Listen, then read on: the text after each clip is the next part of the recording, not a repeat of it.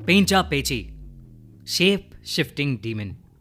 बचपन में हम सभी ने अपने माँ बाप, दादा दादी, नाना नानी से भूतों की कई कहानियां सुनी हैं। पर सोचिए कि क्या हो अगर एक दिन ऐसी ही एक कहानी सच हो जाए। 21 साल के शुभजीत के साथ कुछ ऐसा ही हुआ। शुभजीत 3 साल बाद अपनी पढ़ाई पूरी करके अपने गांव वापस आया था।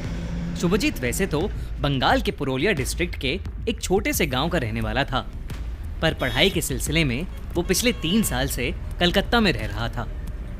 शुभजीत को अपना गांव बहुत पसंद था, क्योंकि जहां शहर में हर जगह बिल्डिंग्स ही बिल्डिंग्स थीं, वहीं उसके गांव में चारों ओर जंगल ही जंगल थे, जहां की हरियाली और खुली हवाओं में उसका मन खुश हो जाता था।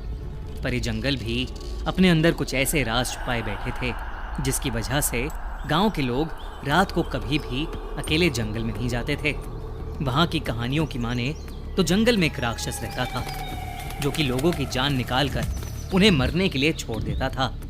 लोग कहते थे कि गांव में जो भी पूर्णमासी की रात को उस जंगल में गया है, वो कभी भी जिंदा वापस नहीं लौटा। पर शहर में रहने के बाद शुभजीत ने गांव की अंधविश्वासी बातों को मानना छोड़ दिया था, और यही उसकी जिंदगी की सबसे बड़ी भूल साबित हुई। शुभजीत को एक दिन एक ईमेल आया, जिसमें लिखा था कि उसकी कोलकाता में एक कंपनी में नौकरी लग गई है और उसे 2 दिन बाद ही कंपनी में रिपोर्ट करना था।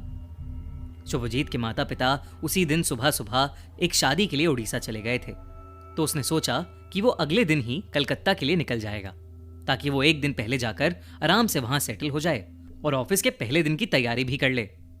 शुभजीत की गांव में आखिरी रात थी। उसने पूरा दिन अपने गांव के दोस्तों के साथ पार्टी की, और पार्टी करते करते कब रात हो गई उन्हें पता भी नहीं चला। सबने थोड़ी पी रखी थी, तो सब लोग साथ में ही वापस घर जा रहे थे। शुभजीत के एक दोस्त मोंटी का घर बिल्कुल जंगल के रास्ते से सटा हुआ था। सब दोस्त जैसे ही मोंटी के घर पहुंचे तो उन्होंने देखा कि शुभजीत उनके साथ नहीं था। उसके दोस्त उसके लिए परेशान हो गए और उसे आसपास ढूंढने लगे। पर शुभजीत को मोंटी के घर के पास आते ही जंगल से एक आवाज आई। उसे ऐसा लगा कि जैसे किसी ने उसका नाम पुकारा हो। तो शुभजीत जंगल के रास्ते उस आवाज के पीछे पीछे चला गया।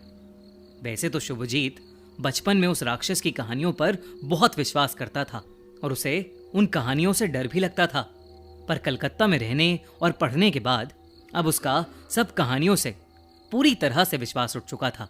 हालांकि शुभजीत की सारी जिंदगी उसी गांव में बीती थी, पर फिर भी उसकी 21 साल की जिंदगी में उस दिन वो पहली बार अकेले रात को जंगल वाले रास्ते पर जा रहा था।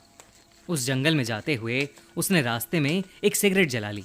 जैसे ही उसने लाइटर से सिगरेट जलाई तो माचिस जलने के साथ साथ शुभजीत को जंगल के सन्नाटे में एक उल्लू की आवाज आई। शुभजीत सिगरेट पीता पीता चल रहा था और अब कम से कम आधे किलोमीटर की दूरी तय कर चुका था कि तभी शुभजीत की सिगरेट के धुएं को चीरता हुआ वहां से कुछ गुजरा। क्योंकि सर्दी का मौसम था तो रात को ऐसी हवा का चलना आम बात थी, इसलिए शुभजीत को लगा कि वो बस एक हवा का झोंका था। उसने अपनी सिगरेट बुझाई और जैसे ही अगला कदम बढ़ाया तो उस उल्लू की आवाज और तेज हो गई। शुभजीत अब थोड़ा घबराने लगा था। तभी उसने देखा कि पेड़ की डाली से 2 बड़ी बड़ी आंखें उसे घूर रही हैं, जैसे किसी उल्लू की आंखें हों, पर बहुत बड़ी, लाल और भयानक। उन आंखों को देखकर शुभजीत और घबराने लगा और जंगल के रास्ते से वापस मुड़ गया। वो कई देर तक चलता रहा, लेकिन वो उस जंगल से बाहर नहीं निकल पा रहा था। जैसे जैसे वो और ज्यादा डर रहा था, वैसे वैसे उल्लू की आवाजें भी बढ़ती जा रही थीं। चलते चलते उसे फिर से एक तेज हवा का झोंका महसूस हुआ, लेकिन इस बार शुभजीत ने अपने गाल पर हाथ लगाया तो उसके गाल से खून बह रहा था। तभी अचानक उसे दिखा कि उस जंगल के सभी पेड़ों पर 2 बड़ी बड़ी लाल और भयानक आंखें चमक रही हैं। उसे तब याद आया कि उस रात पूर्णमासी की रात थी। अब उसे उस राक्षस से जुड़ी सभी बातें सच लगने लगी थीं। उसे बिल्कुल भी समझ नहीं आ रहा था कि वो क्या करे। ऐसा लग रहा था कि उस जंगल में छोटी छोटी लाल लाइट चमक रही हों। वो जोरों से जंगल से भागा और अचानक से उस जंगल में से सैकड़ों उल्लू अपनी तीखी आवाज निकालते हुए हवा में उड़ने लगे और उसको उन उल्लुओं ने चारों तरफ से घेर लिया। शुभजीत की आंखों के सामने वो सारे उल्लू एक बहुत ही बड़े और विशाल राक्षस में बदल गए। उस राक्षस की आंखें किसी उल्लू की जैसी ही बड़ी बड़ी, लाल और भयानक दिख रही थीं। उस राक्षस के दांत भी बेहद नुकीले थे। शुभजीत के उस राक्षस को देखते ही रोंगटे खड़े हो गए। इससे पहले शुभजीत कुछ कर पाता, उस राक्षस ने अपने दोनों पंजे लिए और उसने तेजी से शुभजीत को नोच डाला। तभी शुभजीत के दोस्त उसे ढूंढते ढूंढते जंगल के अंदर पहुंच गए। उन्हें शुभजीत एक पेड़ के पास गिरा पड़ा मिला। उसका पूरा शरीर नीला पड़ चुका था और वो दर्द के मारे छटपटा रहा था। उसके पूरे शरीर पर पंजों के निशान थे। ऐसा लग रहा था जैसे किसी ने उसकी जान ही निकाल ली हो।